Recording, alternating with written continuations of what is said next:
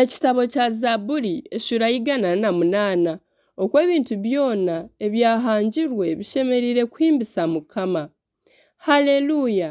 Imwe ab'omw'iguru muhimbise Mukama, nimwe abari omu myanya y'ahaiguru mumuhimbise. Imwe bamalayika be mwena mumuhimbise, nimwe ab'omwihe rye mwena mumuhimbise. Iwe izooba n'okwezi mumuhimbise, nimwe enyonyozi ezirikwaka mwena mumuhimbise. Imwe iguru eririkweshumba erindi muhimbise, nimwe amaizi agari ahaiguru y'iguru. Kabihimbise izina rya Mukama ahakuba karagiira byahangwa. Kandi yabihamiza kimwe ebiro n'ebiro, yataho ekiragiro ekitarihwaho. Imwe by'omunsi muhimbise Mukama, imwe emigoye n'ahagati y'amayanja hoona.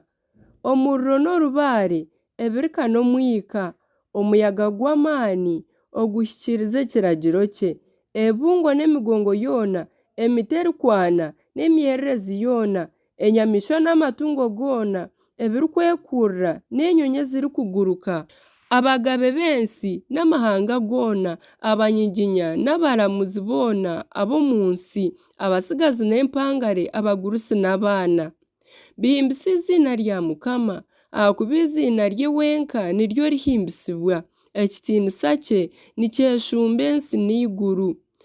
Aimukize ihembe ahabw'abantu be eririkuhimbisibwa barikwera be boona, nibo baana ba Isirayiri, ihanga erimuri hiihi. Haleluya!